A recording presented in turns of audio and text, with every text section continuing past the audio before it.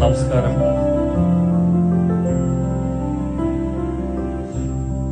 கண்மணி அன்போடு காதலன் நான் எழுதும் கடிதமே,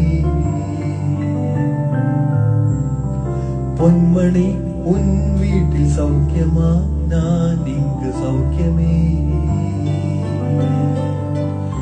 உன்னை எண்ணி பார்க்கையில் கவிதை கொட்டது, அது எழுதி நினைக்கையில் வார்த்தை முற்றுது. ஓஹோ கண்மணி அன்போடு காதலன் நான் எழுது கடிதமே, பொன்மணி உன் வீட்டில் சௌக்கியமா, நான் இங்கு சௌக்கியமே. உன்னை எண்ணி பார்க்கையில் கவிதை கொட்டது, அதை எழுதி நினைக்கையில் வார்த்தை முற்றுது.